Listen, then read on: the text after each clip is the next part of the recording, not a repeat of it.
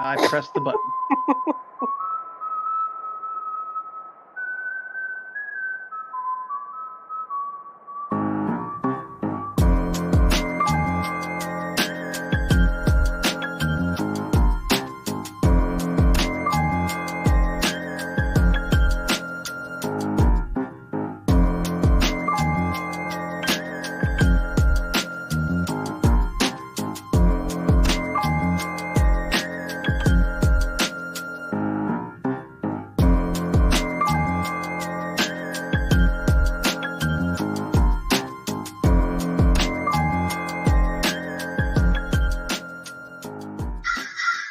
Don't forget, it ain't the first 48, bro. It's 60 minutes, bro. We heard a whole lot of lip service, but hey, anybody can do that. But between the lines, come with the king, you best not miss. Even the score now, we need to score now. Back on that wall when you hear that call, you know it's going down. We play from beginning to ending, you know how we finish. Turn to the bank, gotta handle our business. We need the ball, so it's time to go get it. Play with your heart when you hit, make like who you with? You know I'm with. Come to the bank and get out of line, be sending a blitz. Say who you with? You know I'm with. That purple and black, and when we attack, you know what it is. You're not locked in this down zone 32.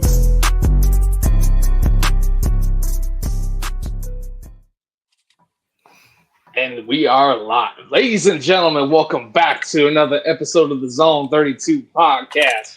We got a full crew and then some tonight. My name is Jake. His name is Drew. His name is Will. His name is BT, a.k.a. Brandon. His name is Trippy. His name is motherfucking Grant. And introducing our special guest. Y'all might know him from his time in TNA, in the indie circuit, in NXT, and SmackDown. And currently, it's going to be wrestling. I forget the promotion you're wrestling for on Saturday, but you're wrestling on Saturday. You might have known him back in the day as Cameron Grimes, but you might know him better as Trevor Lee.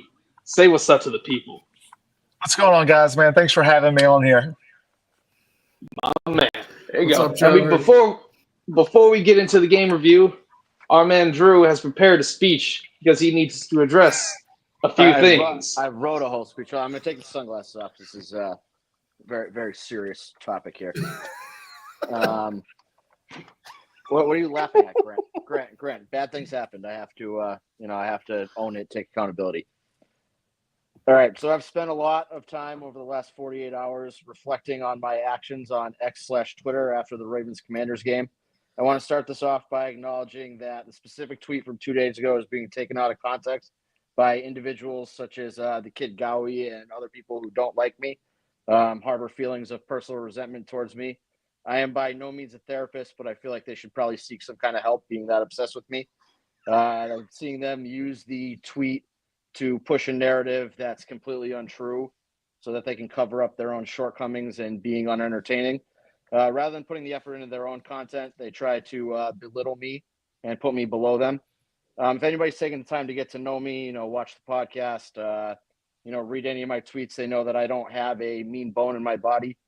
I refuse to allow these people to paint me as something I'm not. Truth is that, Twitter kind of needs somebody like me so that they can point their fingers and be like, oh, that tweet's not funny. Reality is just, you're not funny. You can try to make jokes all you want, but they don't work. All right, so I guess this has just been really long-winded to get to the point that I want to take a moment to apologize to fucking nobody. Stop being so fucking soft on Twitter. I didn't ask Sean Taylor to bring a machete to a gunfight and lose. It was a fucking joke. It happened 17 years ago. Move the fuck on and stop acting like fucking children. All right, rant done. How long do you think anybody took me serious for that? On that? 0 seconds. Yeah. I don't ever take you serious. So yeah, I can put some back on them. No, I mean that was just fucking. I've said a lot of dumb shit on Twitter before. I don't think I deserved a third of what I got on that. I mean, I've said worse on air. I've called people retarded. I've called people all kinds of horrible names on this podcast. Nobody fucking cares. But all of a sudden I make one joke about Sean Taylor losing to a pistol. Everybody loses their fucking mind. Not to mention the kid that Spencer tweeted out was wearing socks and sandals to a professional sporting event. So he deserved horrible things being said about him anyway. But yeah, I Who the figured fuck that wears socks with sandals though? That's nasty work. same people who wear Sean Taylor Birkenstocks so, too. Yeah, Lesbian that was- sandals. that was. Hey, wait. But hey, slides are a pass though. Socks and slides are a pass though. That's That's what some fucking back in the that's what a 2000s. Ravens game. That's psycho behavior. Wear Oh, them to the no, fucking not to Ravens the- game. No, too much beer gets spilled in there. That's My crazy. taste. And this comment definitely is something. Drew's not racist. He's just from Boston. Very much so different. Big difference. There you I go. mean, Boston invented America. I don't know why you guys are such fucking horrible people. Hate it so much. The reality is, like, you have morons like that Gowie kid, trying to quote tweet me like days later to start problems. Nobody fucking cares. I will say worse things next week. I promise you. Oh yeah. Like this is not new behavior from me. The amount of people who have like messaged me and tweeted me like that they're gonna come find me, like, please feel free. I won't be bringing a machete to a gunfight if you show up to my house though. So like let's get that one real clear. Yeah, I don't know. I have some like DC goons being like, "Oh, we're gonna find you." I'm like, you don't even know what state I'm in at this point. That's how dumb these people are. And then you get the whole, oh, we don't claim him. Like, I don't claim you guys either. So leave me the fuck alone. Don't play these games on the internet trying to get sad over tweets. And people who like were actually offended by that, like, please get a grip. So it was 17 years ago. The amount of 9/11 jokes that I see on my timeline, Right. like, I feel like you can, throw a Sean Taylor joke out there. I see that hilarious 9/11 meme, like, I don't know, 3 times a week.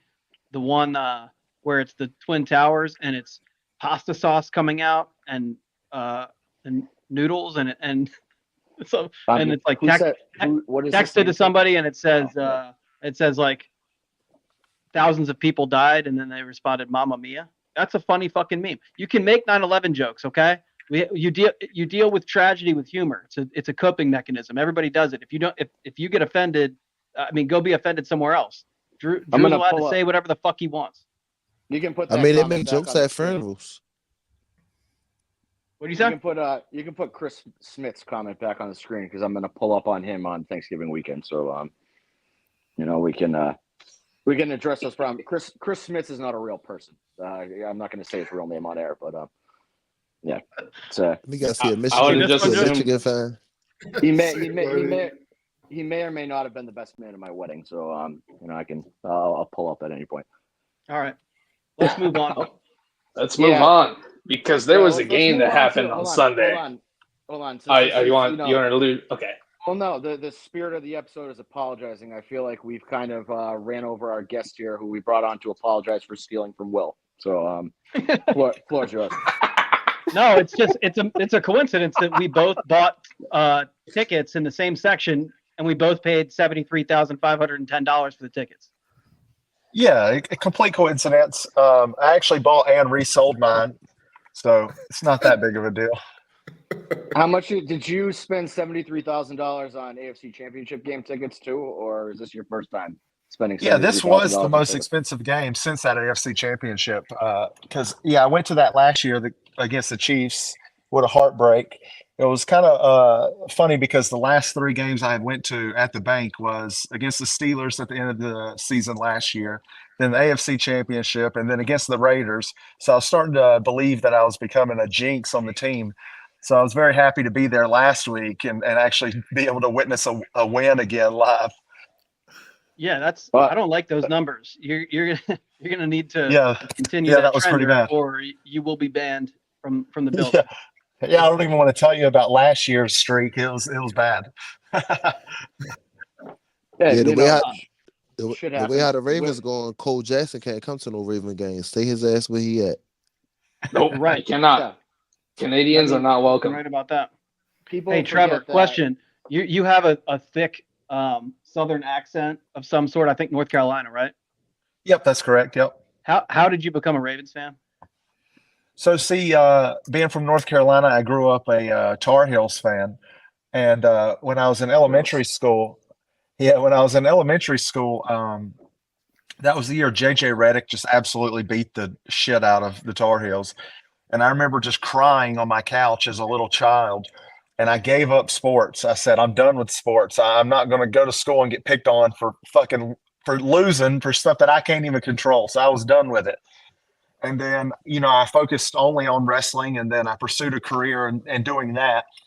But then as I became, like a teenager and adult, I met a friend. His name's Robert Walsh. He's actually a producer for the sports radio station in Nashville. I think 104.5 Drive maybe is what it is. But they mostly cover the Titans. And at the time, he was going to ECU, and he absolutely loved the Ravens and was going to college for sports broadcasting. So we would be like in Discord every day, just playing video games, and he would be constantly telling me about the Ravens and what was going on. So it was right around the time that, we got Lamar, and he was telling me about Lamar, and I was like, holy crap, man, this guy's fucking awesome. So then, I started watching the games with him, and just over time, just fell in love with the Ravens, and then, started going to games, and then now I'm fully in. I'm back on sports, and really just back on the Ravens. Really. Have you picked the Tar Heels back up, or did you forget? No, I haven't really got back into basketball yet. There's so much. There's so much more to keep up with. So many more games. So Grant, who's the one with the brick wall background, is a diehard Tar Heels fan. I understand. It's understandable for sure. Yeah, I don't know how I could deal with that kind of misery and heartbreak every year, but I've been trying to. Yeah, what I could do is I could just pick a different team in every sport and then just ride it that way too, where I could just be loyal to a university. I don't know, maybe that's just me. There you go. Yeah, I don't know why you'd be loyal. to Yeah, North that's Carolina. just you. They're not loyal to you. They just gave up another touchdown to James Madison, by the way. I don't know if you're watching. They probably did. They're up to 90. Yeah, they scored like 140 points on them in the last 10 minutes. So, yeah. So Trevor, when you posted that that edited receipt of mine, did you realize that the reason I posted that, I don't even know where you saw it, but that when I posted it on Friday night, I think it was like a social experiment, because I posted that exact screenshot and tweet before the AFC Championship game, and it went like mega viral, and there were fucking articles and shit written about it. So I just changed the name of the team and the date and posted it again, and it went off again. So right, I'm just wondering, did you know that it was that you were reposting? It wasn't even fake the first time, but the one you posted was fake. Yeah, so I saw it on my For You page. I saw this one. I didn't see the original one. I just saw this one. And my character when I was in WWE was, I was like this like redneck millionaire that like hit big on like meme coins and stock market. So basically, it was very realistic for my character to like spend that much on something like that. And typically when my fan base is more of like a wrestling fan base, I really haven't got into like the football crowd yet. So when it blew up for me, it blew up on the wrestling crowd and them seeing it and being like, oh, this might actually be believable because of the story of me, hitting big on GameStop and stuff like that. So when you called me out on it, I have to say, yeah, obviously I stole it from somewhere. Obviously it's a joke, right? Yeah, right. So I wasn't going to like try to take credit for it, but yeah, it was definitely it was definitely great. I'm not a wrestling fan. I didn't know who you were until Sunday, and my buddy who's a wrestling fan just happens to be a Commanders fan. He came over to watch the game with us, and he was like, "Oh, there's like a wrestler who's posting your picture," and I was like, "Oh, is he posting it like, haha, this is funny?" He's like, "No, he's posting it like it's his." I was like, "Oh, okay. Well, I'm gonna fucking end this guy on the internet." And then you were actually cool about it, so. Yeah, right. Yeah, but yeah, 100%. That was my gimmick. So like, it was very believable that I could have been that silly to spend that much money on a ticket like that. Right. Like if you see a lot of the replies and stuff, they're like, "Man, this guy really did do big," and something like it's just silly shit. Yeah, I was getting replies like that this time and the time before. The most common reply was, "They better let you call some plays," or like, "They better keep you 5 carries." Like, okay, like you really find out how stupid and uncreative people are when you have something like that out there and you're seeing everything people are saying. It's like, how many fucking times can different people make the same joke? Do they not look and see that joke's just been made 65 times in the last 5 minutes? It is really entertaining when that happens. But it's very coincidental that I even saw it posted. Right. I say my favorite part is people get mad at you in the comments, like, "Why are you spending that much money on a ticket?" Right. Yeah. It's like, so the fuck story off. that I gave when it went viral the first time was I claimed I hit a parlay for 75 grand, and I was investing the money into the podcast. Like, so it was like a marketing, and for whatever reason, Fox 45 did not do any fact checking on that, and they just ran it. That's so funny. That is great. Well, were any of you at the game this past week? Trippy was. Trippy goes to every game. Oh, nice. Yeah, Trippy's number one super fan. Big, Todd Monken guy. Trippy, did you have a talk with Todd before the game, or? No, I was late. No, I was running late. But I saw him after the game, though. Yeah, I saw you talk to Roe before the game. Did you give any motivational speeches to Marcus Williams? Because that didn't work. So I was hoping that. No, I ain't. No, he be on his little fly shit. He don't be trying to hit nobody. But I told you I'm gonna give him the November 3rd though. But what I was ready to say though, I gave Zach all a little speech. Then he came back out and said, "Yeah, man, tell the flop, let up me a little bit. We still working." And he was going ham in the comments. So what? I'm not going to be too hard on Zach or yet. He's in his grace period. His veteran players need to fucking pick up the slack though. Sending a 0 blitz on 4th and 12 was a Dean Pease move. And when you hire Dean Pease as a special coordinator, right before the game, and then you do some dumb shit like that, that's what's going to make me lose my mind. Yeah. I would rather Zach Orr not do things like that. In terms of the actual game, though, it kind of went how we expected. The Commanders scored a little bit. We have a pretty weak secondary overall. And, there was the play where McLaurin got behind Marcus Williams. There was the play where Brandon Williams forgot to turn his head around for the 40 millionth time. And, they put up some points there.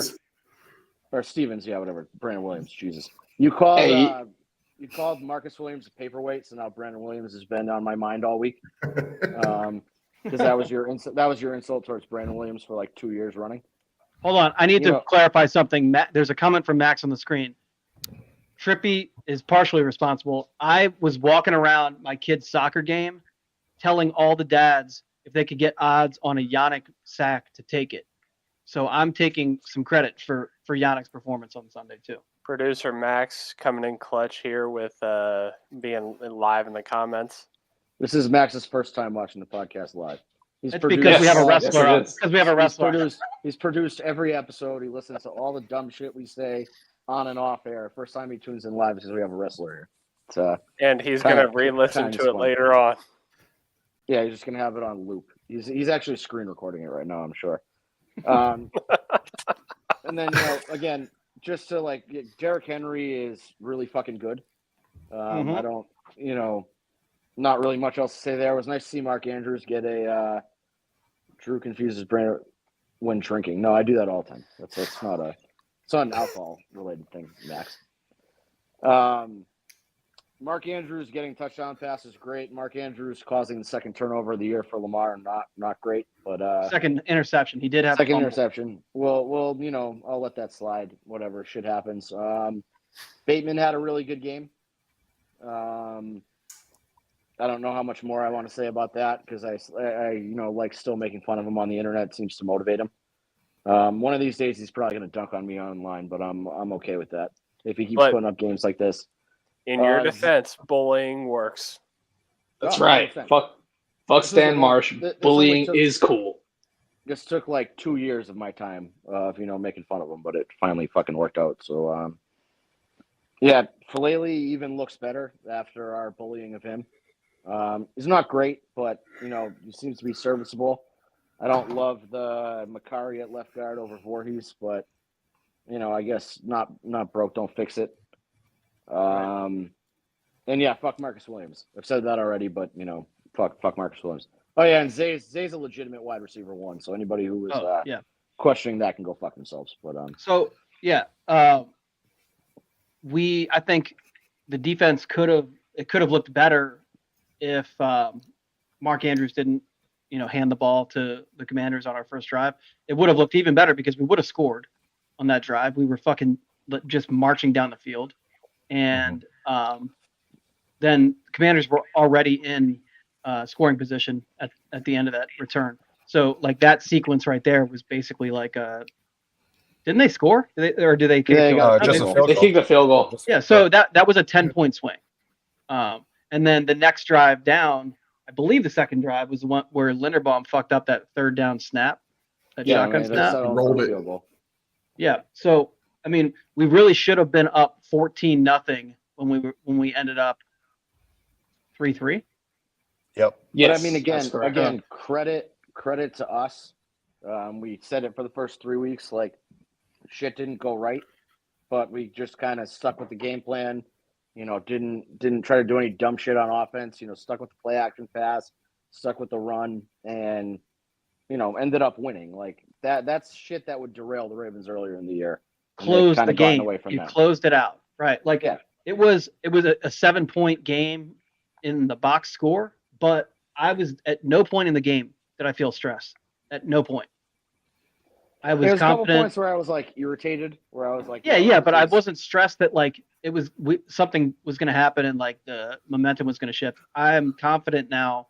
Like, after the first couple of weeks, it felt like there was no safe lead, and we felt that in the past. But now, the past 4 games, they understand how to execute late in the game. I guess actually I would say after the Dallas game where they gave up all those points in the fourth quarter, not great. But it just seems like Todd Monken has figured out how to close a game as a play caller.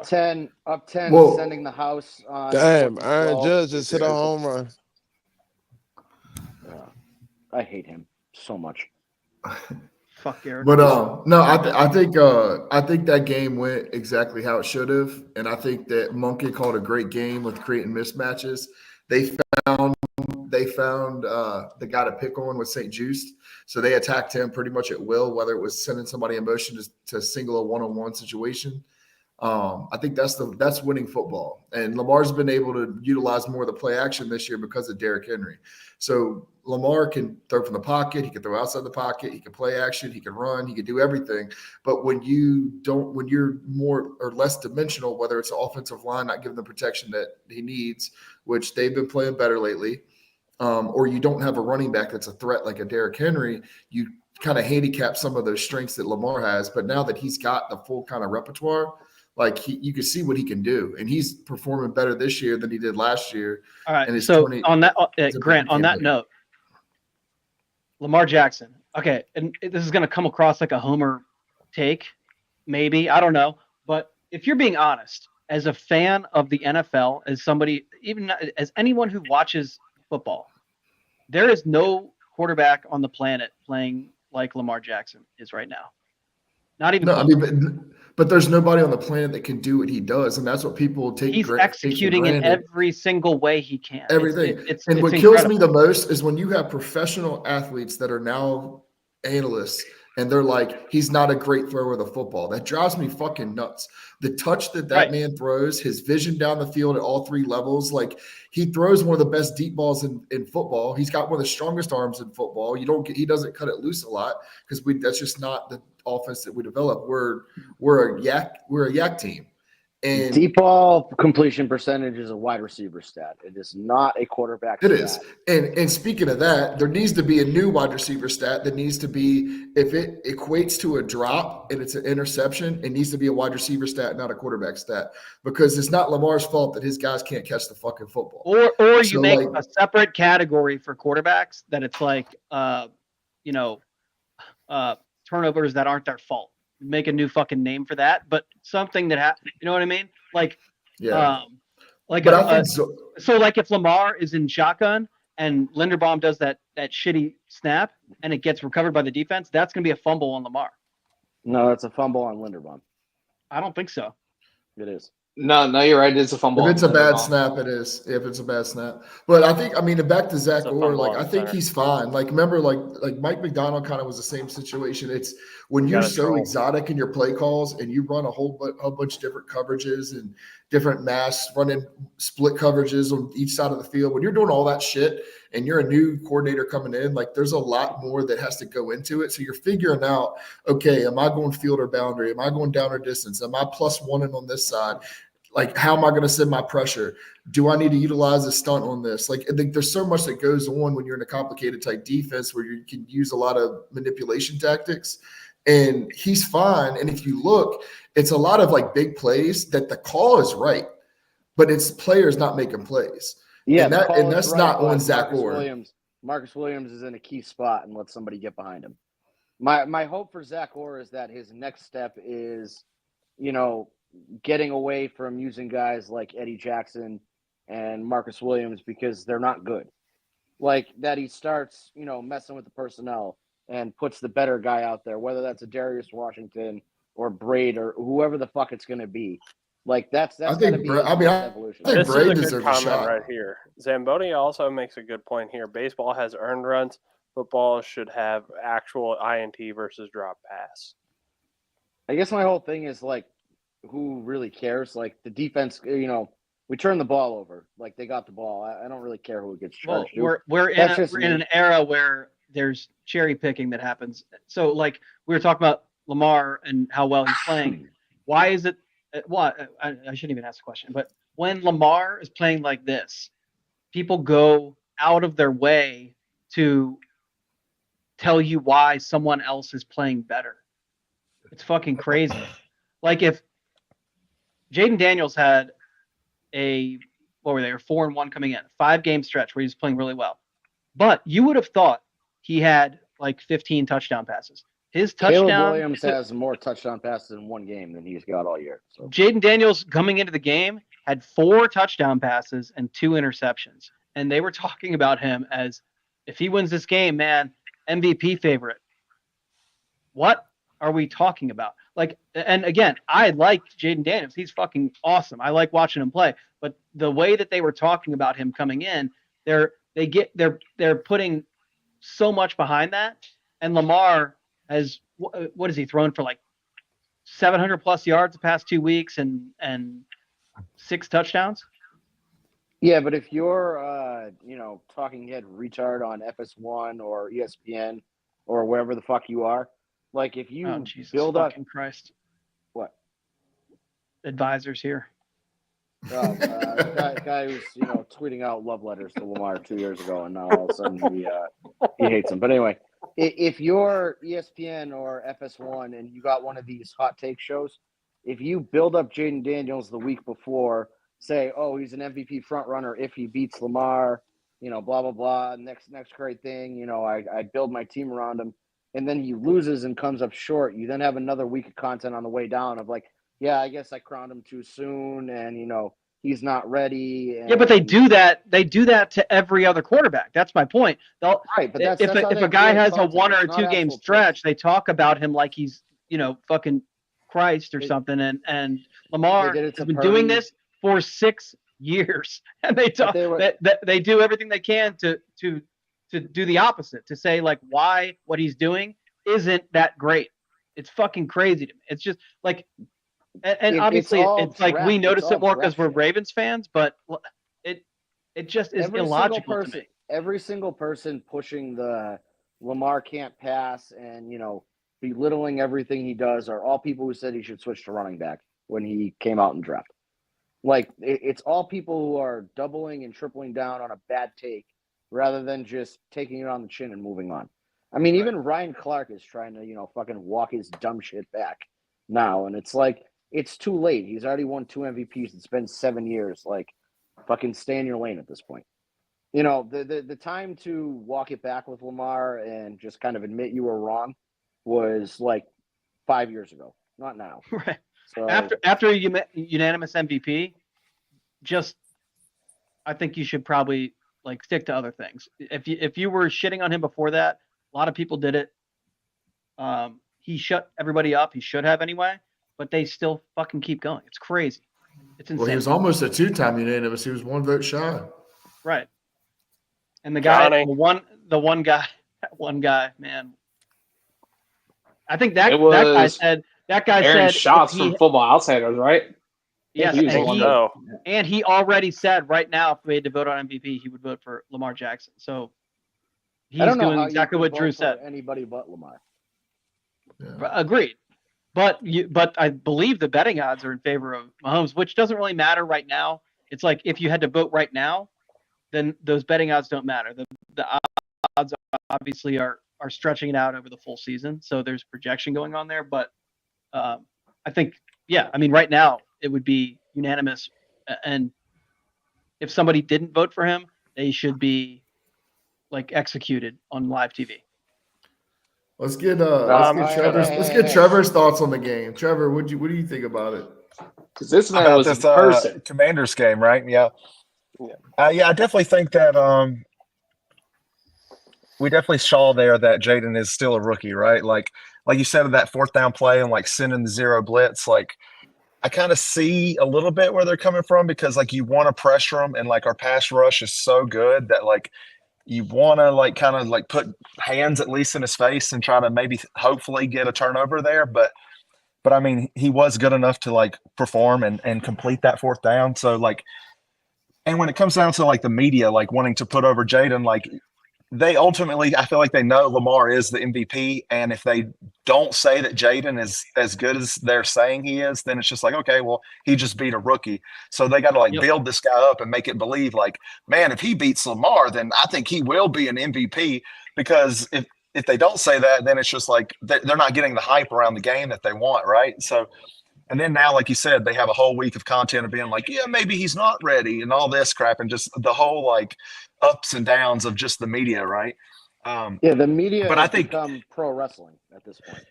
Right. Like, And you know, we're drawing tickets. And manufacturing. But yeah, you'd be absolutely insane if you said that Lamar Jackson isn't MVP right now. Right now, for sure. And you know, the first couple games of the season, we absolutely beat ourselves down. You know, I think the worst thing was us having to play Kansas City and be the very first game that we saw on television because it was so much harder for us and made us seem like we were so bad.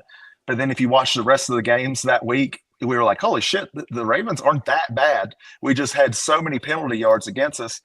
And then that, like you see, the last 4 games, we've really been cutting down those penalties and our guys are executing. Our offense is looking absolutely incredible. I think like the fact that we have 3 tight ends that are absolutely incredible. And then we have, with Keaton coming back, 3 running backs that are going to be absolutely incredible. Then you got Rashad Bateman playing the best he's ever played, being healthy, talking about how great he feels and how good he's playing, and possibly wearing the craziest outfits he's ever wore to the games. And then you got Zay Flowers, who has earned that wide receiver spot. Last year when we got Zay, I was so excited for him to be coming on, and I bought his jersey day one. People were like, "Oh, you better be worried. You know that's a rookie you're buying a jersey for." But I had so much confidence for Zay, and when they gave him the joystick moniker, I was like, "Holy crap, man! This guy's going to be special." And then we saw all the off work season that he was doing. You know, training with like Tyreek Hill and guys like that. Like I was like, "Man, Zay's going to come back this year and really have a season." And to have such an elite guy like that, and then not even really have to use him as much as we could with having Derrick Henry back there and being able to just run down people's throats. Our offense is definitely capable. Now, when it comes to like our defense, like I don't know if you guys had saw like where John was talking about we run the most like man coverage, so we're leaving a lot of those guys out there like kind of on an island. So then guys are hitting those like fade routes and stuff like that on us. Like I kind of get that. But we definitely, if there's anywhere that we can get some kind of help or some kind of benefits, it's going to be there in our secondary. Like when it comes to the Cowboys games, I'm just going back to everything I kind of heard you guys mention earlier. We knew those guys were going to like score points on us. I mean, CeeDee Lamb is, an elite guy. And then we have a rookie Nate Wiggins going up against him and then being able to get an elite play on him like that. Like, it definitely sucks that our secondary is having those weak moments, but if our offense cannot be stopped, then you know what I mean. Like, I guess I can take a little bit of that every once in a while because then once it gets down deeper into the field and they can't burn us, you know what I mean. Like we're If kind it of holding wasn't them the to field same, goals. if it wasn't the same two guys over and over again, I wouldn't care as much. But Right. it's always Marcus Williams and it's always Marlon. And I'm And, like, you those know, I was this going to league's say, gonna be I'm not going to tolerate people having bad things to say about Brandon Stevens unless it's get your head around. Because turn like, your damn head around, Brandon Stevens. this guy please. on all these catches that are being made on him are fucking incredible catches. Like the touchdown catch that McLaurin had on him, his arm was between McLaurin's arms and his body. Imagine McLaurin he caught turned the his ball head. against Brandon Stevens' arm because he never knew where the fucking ball. He never located the ball. He's always in great position. He just He's doesn't get his always head around. so. He needs to I think turn the McLaurin, they fuck said around. on he ran 4 routes on Stevens and he caught 3 and he never had more than a half a yard of separation at any point in the route. Yeah, So Stevens sounds is right. playing unreal tight coverage. He's just not locating the ball. Turned his head around, he would be better than Grant thinks Sauce Gardner is. You're nuts. Like he would be. I was actually about to about bring up a Sauce Gardner comment because we all know Wiggins is a deleted dog. Twitter, And you're he's a big on the pussy. Wiggins. You're big on the Wiggins train, but Wiggins is as grabby as Sauce is, and that's one thing that worries me with Wiggins sometimes is he gets really grabby down the field when the ball's so in you the worry air. about it with the guy on your own team, but you. No, I'm saying Slobber you're being hypocritical about it because that's your biggest No, I was insight on pretty- Sauce I is that said the you same said he thing. holds every play, Hold on, but hold Wiggins on. is I've getting been handsy, very- but you don't say nothing, right? I've been very consistent about this. I said the same thing about Will Johnson at Michigan. If you're All right. handsy and grabby and you're on my team, I don't care. If your name is Ahmad Gardner and you played for Cincinnati and people have anointed you the next coming of Christ and you play for the Jets, I hate you. So And we're definitely going to have, you know, a test this week coming up. We got Mike Evans and then Chris Godwin. That's going to be, you know, probably our 2 best wide receivers that we're going to have to play for the rest of the season, really. You know what I mean? So, like, hopefully after this game, like, you know what I mean, the wide receiver talent kind of comes down a little bit. And, you know, I mean, Nate Wiggins is, you know, first-year rookie going up against the elite of the elite wide receiver. So, you know what I mean? If he has to grab and tug a little bit, I'm not too hot about it. You know what I mean? Yeah, I don't. What are your feelings? What are your feelings on Mike Evans? We have a real big Mike Evans fan on this podcast. Easily top 10 wide receiver in the NFL today. Yeah, you can't deny that he's a dog. You know what I mean? Like he's an elite athlete. Right, like he's one of those guys that they can throw the ball up to, and he's going to beat you and grab it and pull it down. Right. So hopefully we have somebody that is ready to fucking fight his ass this week, right? Brandon Stevens is going to be the guy who is tasked with Mike Evans. Brandon Stevens is going to be that guy because he plays so tight. Ain't gonna be now. Sorry, ass. You just got to watch the slap. But it makes sense because matchup-wise, you put Wiggins on Godwin, and that's a better matchup-wise because the quickness. Well, I think, you know, and Marlon plays the slot, and Godwin lines up in the slot a lot. And Arthur's back too, so Arthur will be. That'll be a lot of help. That'll be huge. Yeah, so I mean, I'm with it, and like, but we're just trolling Trevor because Drew does not like Mike Evans. He thinks Michael Thomas is better, which is the most crazy shit I've ever heard in my life. But we always talk about how 10 straight 1,000-yard seasons. You're a Hall of Kirk Famer. Cousins of wide receivers. Kirk Cousins. Oh, of for wide sure. Receivers. Before Grant just took over, I was going to ask you, who do you think is better, Mike Evans or Michael Thomas? I would. Right, yeah, I think I would probably go Mike Evans on that one, right? So Trevor, how many? One's got to play, right? One's got to get on the field. Player of the years. One of them has a job. Yeah, it's like the 1999 Offensive Player of the Year. Will, just so you know, the Ravens just cut who was it, Pepe Williams from their practice squad. They now have 2 open spots in their practice squad. When one of them goes to Mike Williams, are you gonna backpedal on all these takes about him? Mike Williams? No, I'm all about it. Fuck off. Williams, Idiot. Williams is Hey, he said today he wants Mike Williams from the Jets. He put too much thought in that letter.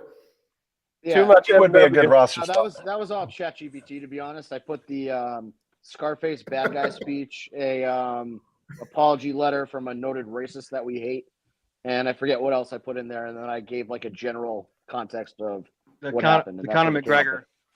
Conor McGregor thing too. Yeah. So, I didn't write that. I just wrote it out by hand to look official. That's the most I've written in probably 10 years. But because computers exist. Mike Williams, Marcus Williams, Brandon Williams, same difference. Yeah. Yeah, they're all the same person anyway. Can you put the comment from Killer Kowalski on the screen for a second where he says, Let me hang go the back and MVP, look. where he says hang the MVP banner? I'll give you guys 3 guesses of what team he's a fan of. Let me go find it real quick. Don't all jump at once. Patriots. Which one are you? What is Killer Kowalski? What the fuck is that? Just have you not seen Madagascar? There it is. Penguins. No, I did not see that one. Masquerading as this, but if you had to take a guess what team he's a fan of, what do you think it is? Patriots. Zamboni nailed Jason. it, and just Zamboni and just a bit outside nailed it. He's a Bengals fan.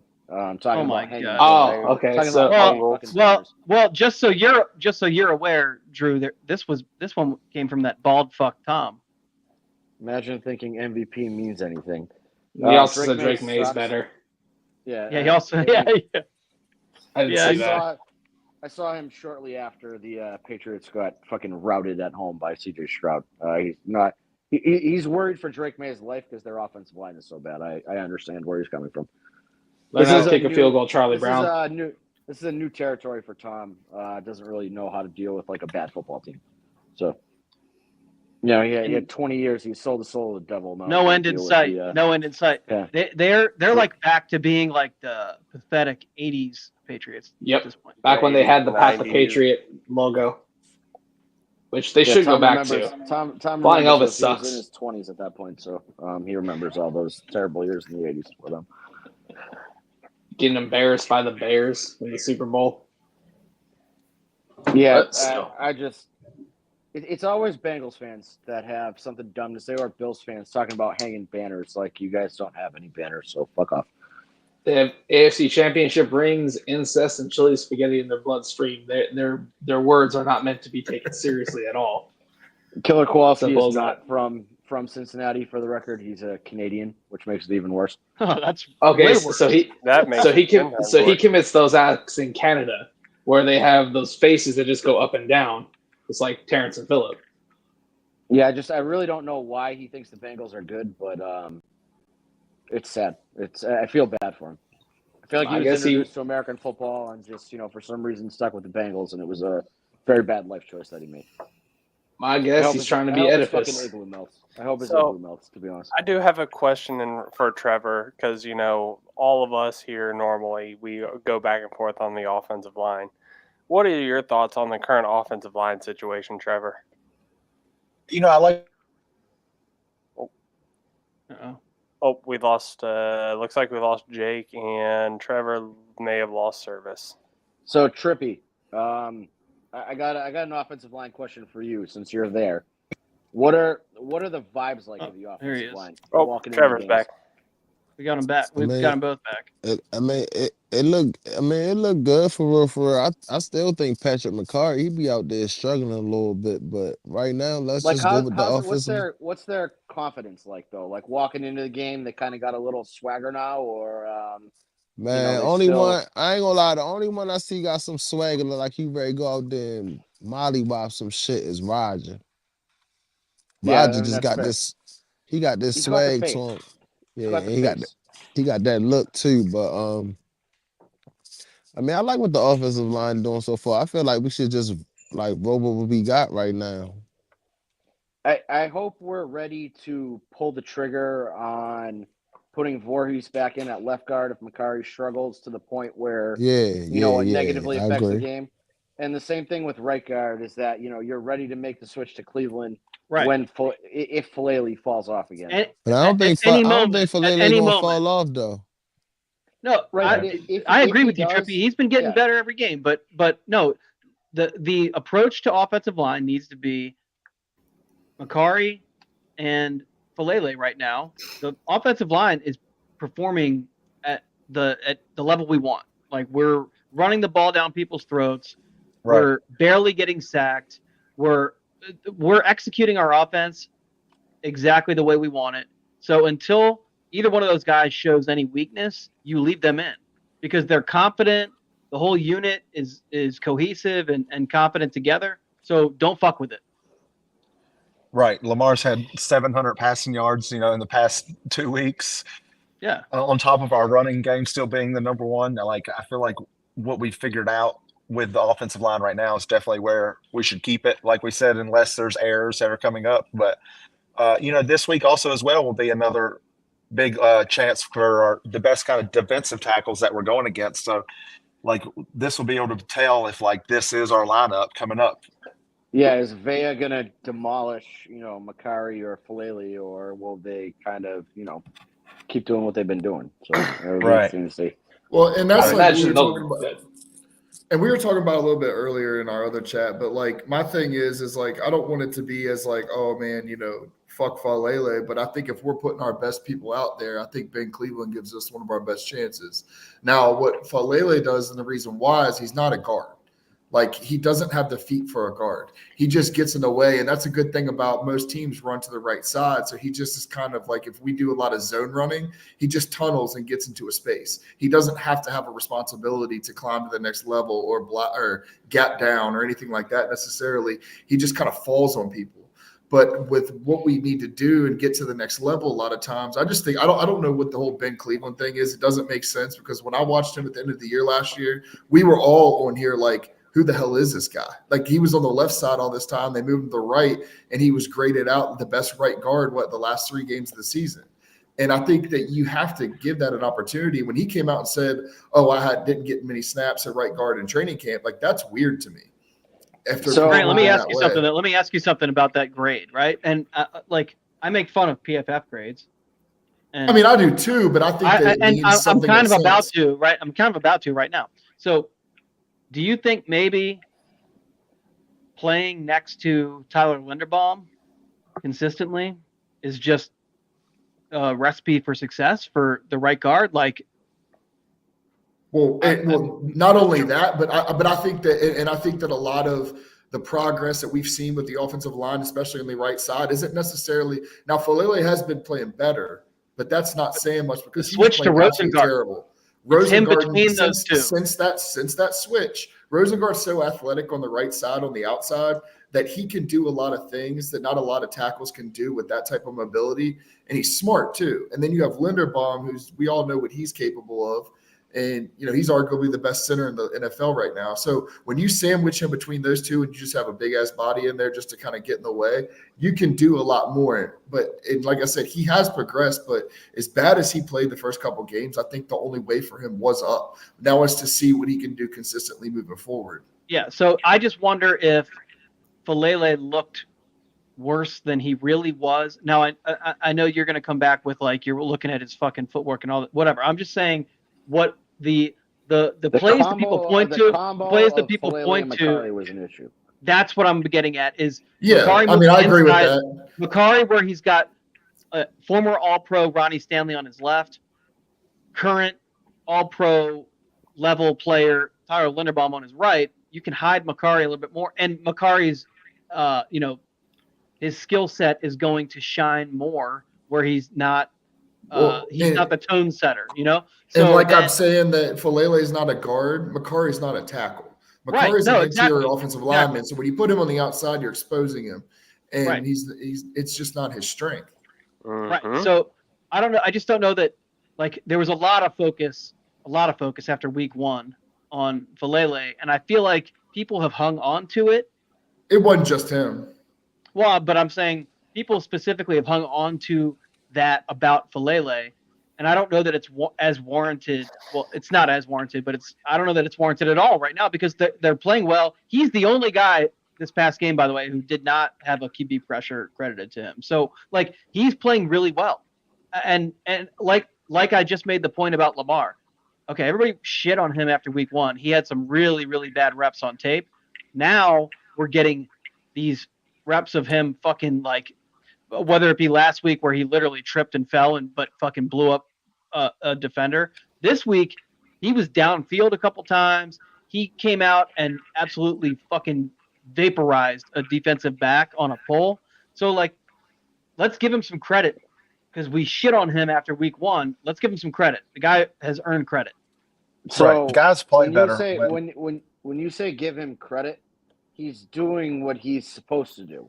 No, but So like he, but it he's needs not. okay. It's just like I'm saying this is you got to be as this is loud when you praise as when you criticize. You can't just shit on this guy. What I'm saying is that I feel like the difference between now and week one is that Monken has now seen him start at guard for 5 games before this week and has figured out what he can and can't do and is using him more effectively. Right. And so I agree with that. credit to Todd. He's taken what is given to him and making it work with the play calls. I feel like he was, Todd came out the first 2 weeks specifically and was just calling the game he wanted to with no regard for what his personnel was. And he's kind of now switched to this, It's a Greg game Roman planning right around. there. Yeah, he was doing that. He's game planning around who he's actually got on the field, and he's maximizing their strengths. And so it makes Flaley look good. And again, like what he did at Georgia and with all his other teams as OC. Yeah, is that he knows, he's good at figuring out what he has and how to use them best. So I'm glad it's working for Flaley. I'm glad he's, growing in his role. If he starts to fall off a cliff again, I would have no hesitation in putting Cleveland in there. Same. We don't have to do that yet. I do not give a fuck who's in the game. I don't care. Real quick, what was your points there, Trevor, that you were trying to get in?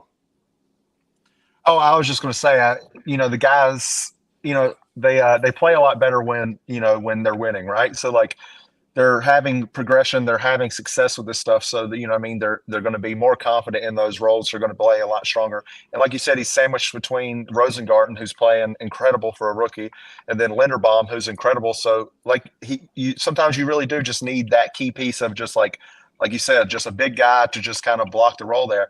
And then one thing that we're not really accrediting for too is we're using Patrick Ricard a lot more. We're using the double tight end setup to like kind of help with a lot of these blocking plays. So, we're using, 6 guys to do these blocking. So it's relieving a lot of stress on those guys as well. So, I'm very interested to see what's going forward. And talking about the Todd Monken, like for his game plan, that you got to bring something when you're playing the Chiefs week 1, Super Bowl champs, like you got to like at least try to bring something out there. And I also believe that, we didn't bring our full game plan for that game because, we expect to play them later in the season and, kind of bring out all the tricks and stops. So, I really believe that the offensive line has kind of figured something out. But it is great to have a Ben Cleveland as a backup guy. Like if that's our guy that we have as like a backup, then like I'm very happy with that. Just in case we have someone that goes down or whatever, and we see like Ben Cleveland wanting to play special teams and wanting to get himself out there, that's going to only earn coach's trust and get him better spots. What an asshole move by Harbaugh, by the way, taking credit for that block. Yeah, that was fucking. I thought it was fucking hilarious. I thought it was fucking hilarious. It was such a Harbaugh thing, though. Yeah, but again, you go in front of the media like 3 weeks ago, and you're like, "Oh yeah, Ben sucks. He doesn't try and practice and hasn't shown me anything."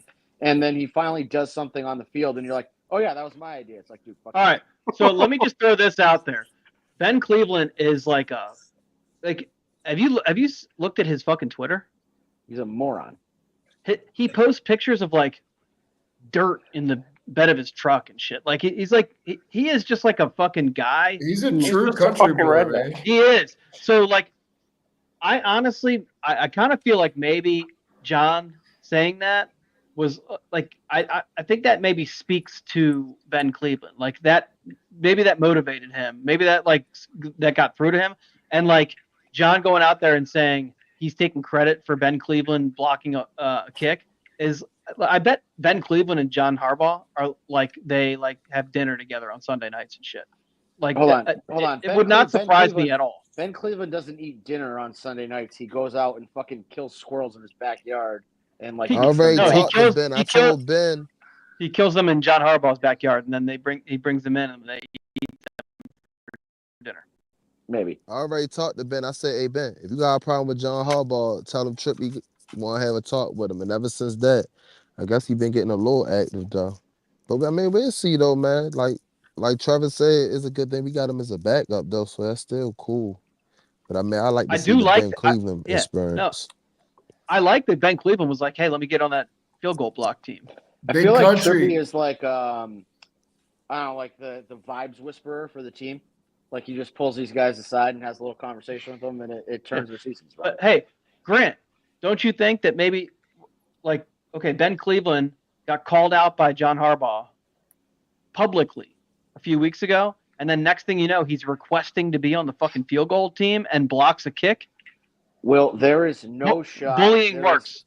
What's the way to John Harbaugh's heart? Special teams. Right. So Ben And we Cleveland need something in our special he teams. heard the message loud and clear. Yeah, right.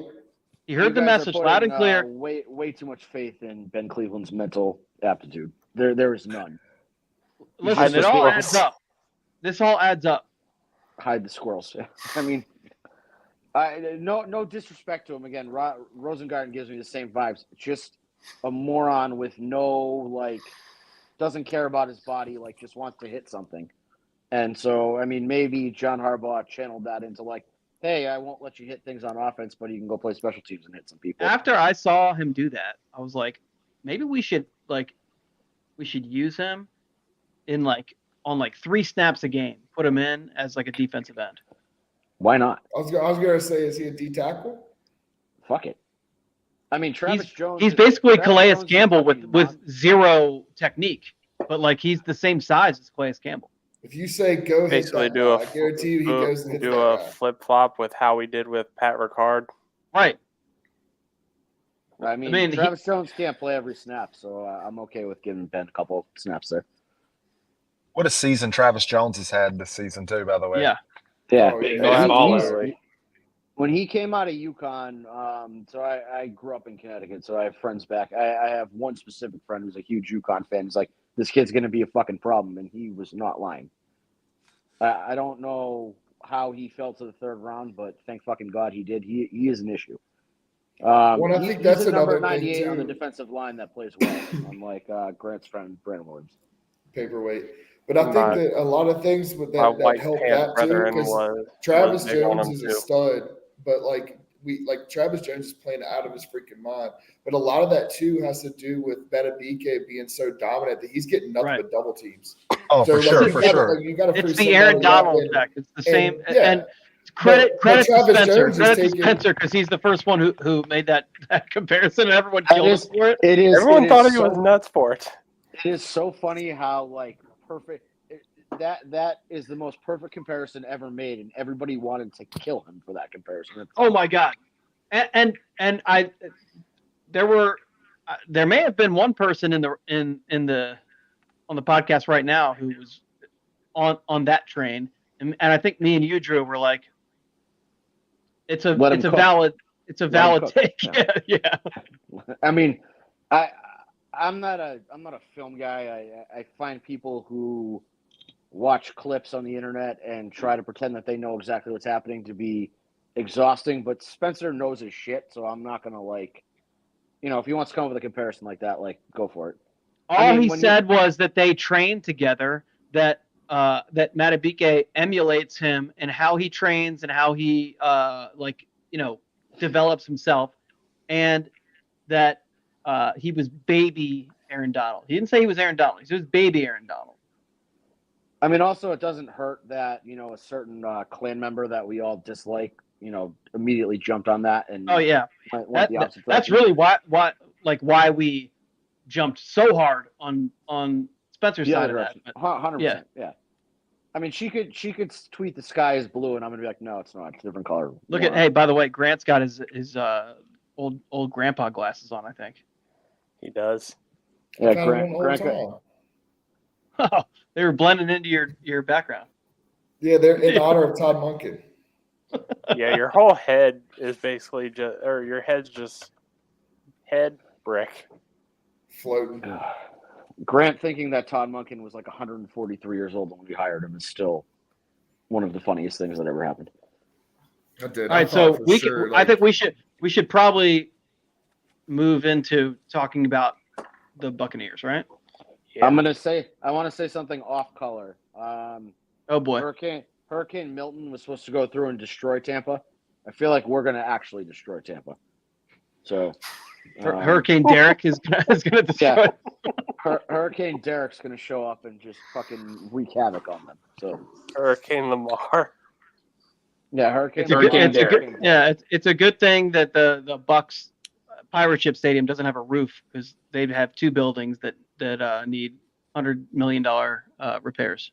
Imagine paying to repair the Trop. That is maybe the worst sports venue of all time.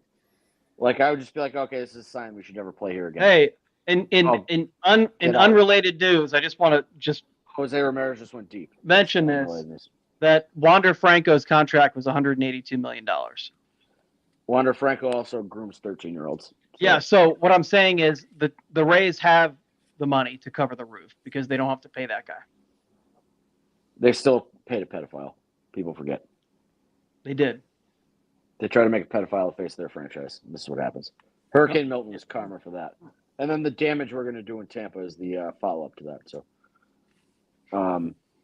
I mean, honestly, nothing about the Bucks scares me. Baker Mayfield, like, fucking dork. I'm going to tweet that gif of him getting tackled by cops at least 20 times this week.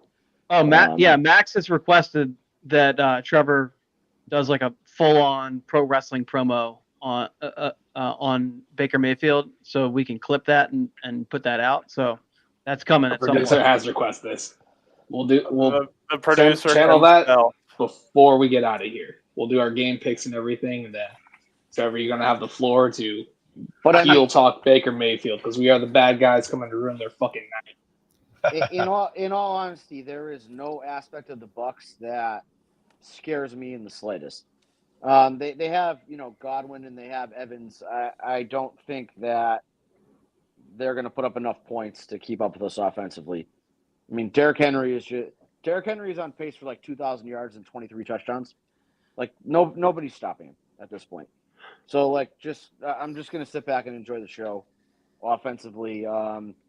Lamar is putting up MVP stats passing the ball, and that's just like doesn't even matter because Derrick Henry's just fucking killing other teams.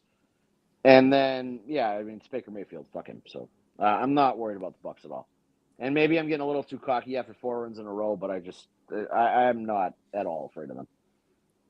I'm getting back into last year's mode where like we would pick them to win every week, and that retard kid Ricky Bobby would tweet me every week, be like, "Oh, you're a dumb homer." That's how I'm feeling again now. So vibes are good. 0-2 is bad, and now I'm like, back. There's no reason to not pick the Ravens every week. I mean, like, over the course of Lamar's career, they've won 70% of the games plus 70+% of the games. So, like, yeah, you'd be stupid not to pick them. It's the way we're running the ball that I'm just 100%. Everybody knows. I'm very confident. You can't do shit about it. Yeah. No. Now, I was like, so Baker Mayfield. I'm confident playing against Baker Mayfield because the Ravens have seen him many times, and the Ravens have. But that being said, Baker Mayfield is good. He's playing very well in that offense being run by Liam Cohen. Yeah, and he played well last year too. He is good. So he's fine. He is. I'm not saying that to say I'm scared of him. I'm just we know how to handle him, but he is good. Just to be clear, he is Trevor Lawrence. He is Kirk Cousins. He is any of these guys that he's better than Trevor Lawrence. He's really not easily because we proved last year that you hit Trevor Lawrence and he's a different guy, and I think Baker Mayfield's the same thing. You hit Baker Mayfield enough times, he's going to panic. He's going to throw the ball in the coverage. He's going to be afraid to get hit, and he's going to make stupid reads. And like that's what all of these, when you look at people who do like top 10 quarterback rankings, like the first 6-7 guys, whatever, on a given year are like, okay, yeah, that guy's legit, and then it's like 8 through 10 is. Who's the hot hand right now? It was like Geno Smith a couple years ago. People are going to throw, I don't even fucking know, like Sam Darnold in there this year. They're all the same. You put pressure in their fucking face. They don't know what to do, and they make stupid reads because of it. And that's what Baker Mayfield falls into, is that he's got a great supporting cast. Bucky Irving looks good. Rashad White's fine. He's not really running the ball that much. But again, like they got a decent backfield, but, they got Chris Godwin and Mike Evans on the outside. But like, you hit Baker Mayfield enough times, he's going to make dumb plays, and we're going to win because of that. Well, and also you can't run on the Ravens. The secondary No, not sucks. this year. They're very good against the run. We're only allowing 3 yards per clip per carry, and that's by far the best in the NFL right now. There's only 5 teams averaging less than 4 yards a carry defensively, and we are by far the top. We're a full yard under that average. That's balling. The Bucs are giving about 4.7 yards on the ground. That's bad. That's very bad. That's very generous. Combined very bad with the best running team in the NFL. They're giving up. Without a question. 4.7 yards a carry, and they haven't seen Lamar and Derrick Henry yet. So. Exactly right. Yeah. Like, now, and on the other side of things, they can't run the ball. I mean, they could try. It's not going to work. So they're going to have to just go straight Mike Evans, Chris Godwin. And that's where the problem is because, like, okay, our cornerbacks could easily have trouble with those two receivers. But for the fact that Baker Mayfield, we've seen him so many times at this point. He's got that idiot Brett Favre streak in him. Yeah. You put enough pressure on his face, he's going to be like, fuck it, Mike Evans is over there somewhere. And maybe this time we'll come down to the pick. You know what I mean? And as much as we're he is scared of the Ravens. He's been dominated by the Ravens so many times.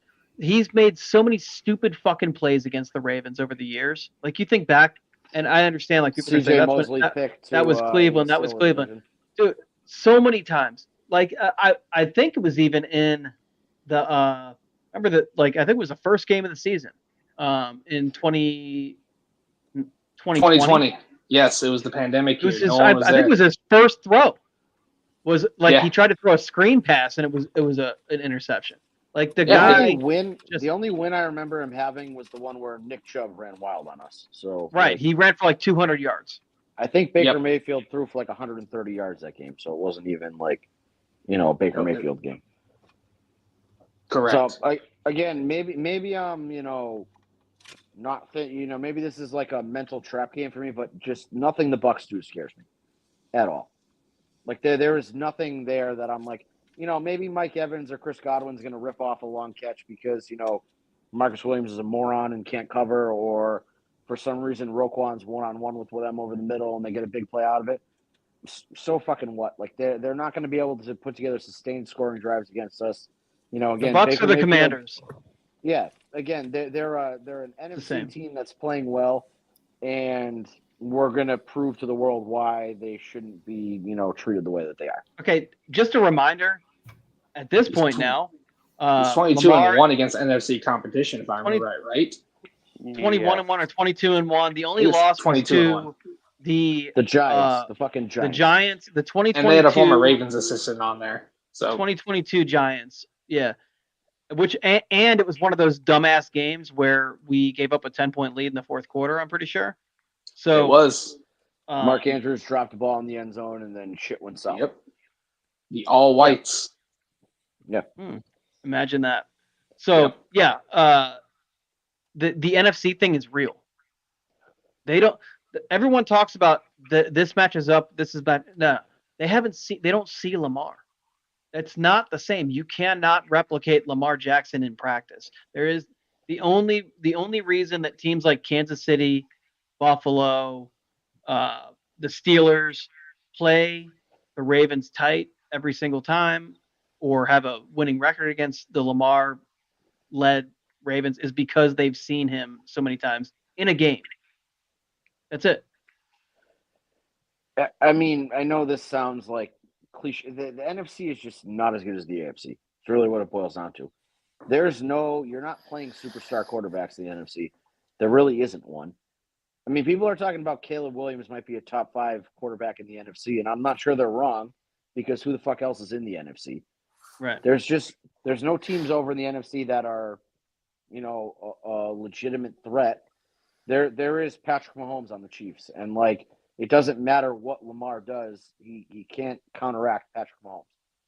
And it doesn't matter what Lamar does. Like, Josh Allen is still good at football and can still beat you no matter what Lamar does. And, when the Bengals were humming a couple of years ago and they had, Chase and Higgins and Mixon going on tears, like that neutralizes Lamar. There's no team in the NFC that has that kind of offensive attack that can neutralize Lamar. It's really the problem. And so, like, we're thinking, you're thinking about like Chris Godwin and Mike Evans could be a problem for our secondary. I mean, the game could be 21-0 after 3 drives, and then them ripping off big play doesn't really matter.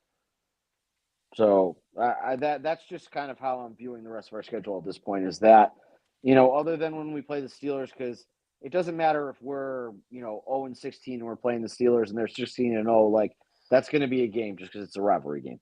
But there's no NFC teams that scare me at this point.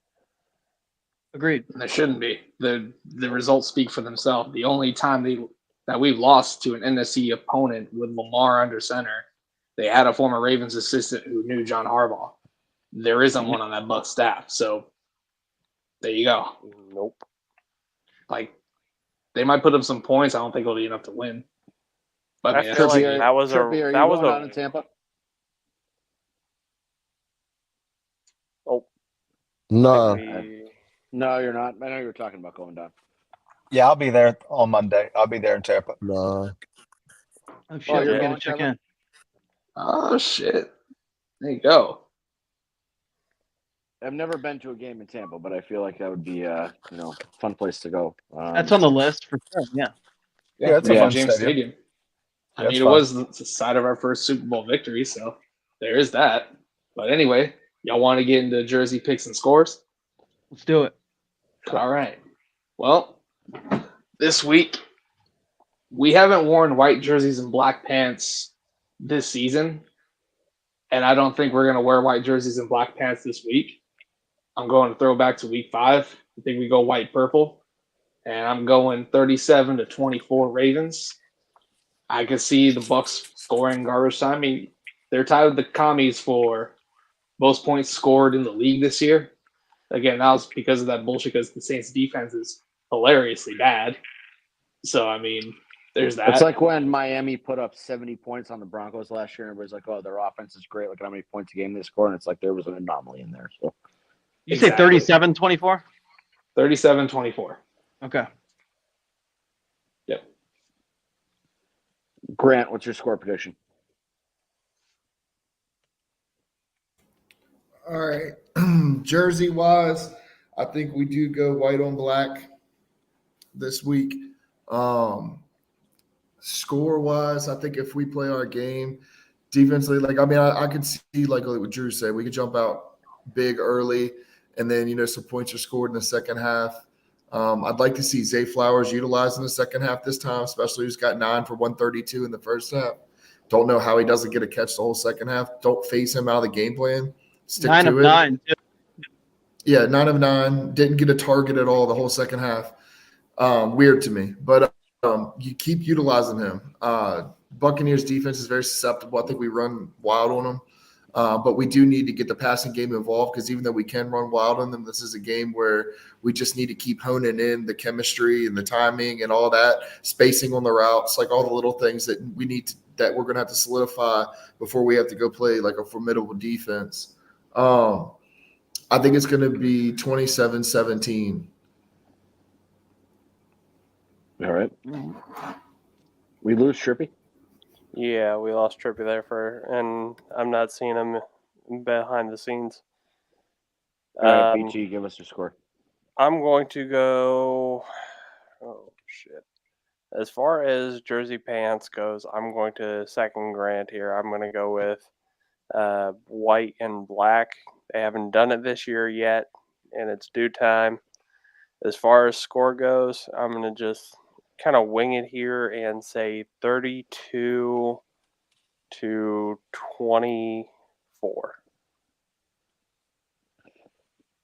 Trevor, you want to give us your 32 feels like a weird number. Oh, Will wants me to yell at you for it not being a football number. 43 is still not a football number, Will. It's 32.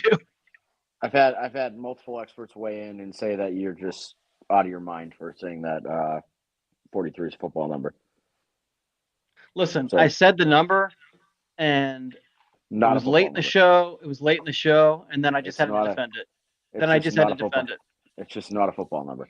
So you But- agree it's not a football number, and you regret that last week. It is I don't not a common regret it. football number. I don't regret it, but it's not a common number. If I picked Nope. 43 as a point scored for the Ravens, I would be embarrassed. I think you should too. I mean, I wasn't embarrassed at all. But You should. You should 32, be. 32 is a strange number. 31, 34, 33. Yeah, I'm not loving the 32 of Marcus Williams number. I'm not loving 32. PT, not gonna lie, not I'm a football going- number, and Marcus Williams is a thief. So, Trippy's back. Yeah, Trippy, I want your uniform combo and score before you disappear again. Is he alive? Trippy, Trippy, did you go? are you Did alive? pass out? Trippy, bark twice if you're in Milwaukee.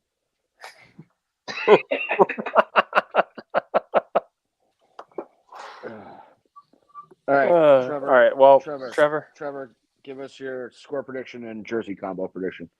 So I haven't heard this combo yet, but I think it'd be really clean if we had the white on white. I think we're coming in, we're playing so clean. Oh, Let's look good. oh, we Now- are anti-white pants on this podcast. We Oh hate no! It Oh, has no. a losing record all time with Lamar. Well, that's all we need. starting. We need to change it around. This whole season's about changing everything around, all right? If we Okay. do like we've done before, then we're not making it to the Super Bowl. We got to do something different this year. We got to change stuff around. It's revenge season, all right? So we got to win with some white pants on. We got to win with the white pants on and make it to the Super Bowl. That's my prediction. But as far as the game, like I said, I'm going to be there, so I want to see as many points as possible from Lamar. So I'm going 42-27, and I hope there's at least 3 passing touchdowns, and then Derrick Henry gets his touchdown to keep the record going. I like it. All right, I'm going 35-17 for the score, and white on black for the jersey combo. I was going to pick white on black, but the fact that we haven't worn that yet this year just kind of solidifies that. Did you say white, purple? White on black. He said white black. What? White on black. Okay. So we've I got have 3 not- white on I blacks. just want the record to be known. I have not been wrong on a jersey combo yet this year. So again, noted uniform expert Will has been wrong multiple times. I have not. 35 is a football number. Okay. 17 Once is a again, football number. I'm not a predictor of future events. I'm a keeper of past events. You have Present We have data. an explanation How do you tell- every how do you- episode. How do you tell the future? You It's a learn the recurring past. bit. It's just giving non-football numbers, not picking the right jersey combos. It's sad at this point. Will. Trippy, you awake still? Yeah, There we I go. got 2. I'm gonna go with 2 combos: white tops or either black pants or purple. Purple pants. That's One against of the the other spirit. homies. That's against the spirit of what we're doing here. Trippy, hold on. You Trippy, can't hold on. just pick multiple pants, man. You gotta Trippy, hold on. commit. Which Trippy, one? Trippy, let me sell you on one of these. I picked white and black, so I need you to pick white and purple so that we can continue the streak of being right over Will. Because Will's only going to pick one of those combos, so then we can still, say that you and I were right and Will was wrong. If you go white purple. All right, I'm gonna go white purple. There we go. Score Ravens 38, Bucks 24. There, with similar mind frames. I got you, dog. All right, I'm so Derrick Henry anytime. Derrick Henry you were first time wrong. touchdown. You're wrong, Drew. What do you mean I'm wrong? You went white black, didn't you? Against everything that I stand for, I think they're going to wear white on Monday Night Football. I can see that. I don't like it, but I can see it. We are- We've we got already wore a it this double year, so case I'm of the hoping we TD Hunters here tonight. Yeah. So I'm predicting they're going to wear white, but I don't want them to. I'm happy to be wrong, but I think they're going to wear white. And my score prediction is 38-20. So a bunch of us are in the same neighborhood.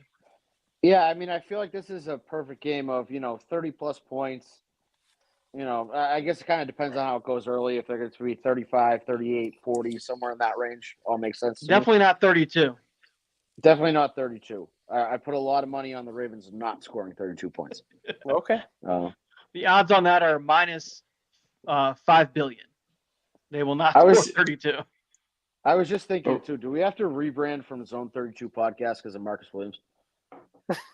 No, because this predates Listen, Marcus Williams. Trippy said He he's can got just till leave. November 3rd, so he's got till November 3rd. What's November 3rd? That's the next home game, right?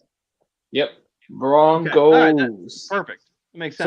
So what Trippy's saying is November 3rd, when Marcus Williams walks in, he's going to get in his ear, and then Marcus Williams is going to have like 3 picks to make us all look dumb. Pretty much. I'll tell you how he catches 3 interceptions in the game. He needs to be fired into the sun. Fire him into the sun, because we said the same thing about Daniel Falele. Once he did that, he started playing better. I have a tweet in my drafts offering Elon Musk $70 million to fire Marcus Williams into the sun. So do it. Might get him to play better. Hell, fire Doug Mallory into the sun, the new DB coach, because I blame him for the overall secondary. No, see, I like Doug Mallory because he looks like a drunk guy that I would hang out with at the bar. Like when we hired him, I was like, "This looks like a DUI mugshot." Was his headshot for the announcement? So I'm about to go find that. I'm a fan of him. He was also a Michigan coach, so that's part of why I like him. Not a Michigan homer, but All right, that's fair. Well, before we get out of here, Trevor, I feel like we need Trevor to give us a nice promo on Baker Mayfield. Yep, cut a heel promo. When you want me to start? I Anytime? think this is a face promo. Whenever When you're ready. Oh, fuck that. We're the bad guys. Let's go beat their asses. Fuck the good Baker shit. Mayfield, let me talk to you, brother.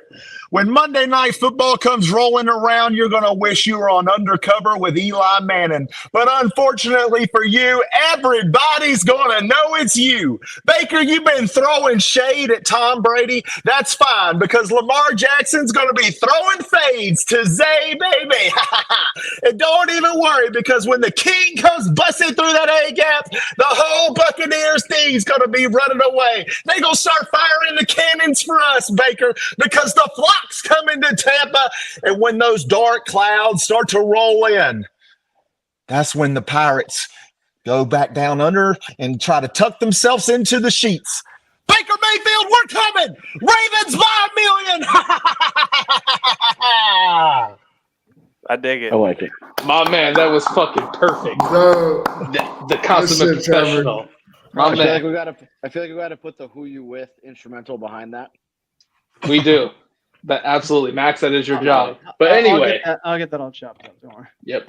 But anyway, that's gonna do it for this week's installment. I cleared my throat too early, but that's fine. We will be back next week to discuss this, that, and the other with another special guest who's making her annual appearance to talk Ravens Browns. Little sneak peek for you. But meanwhile, it's time for me to die. see ya. Thanks, guys. Thanks for having me. Hell yeah.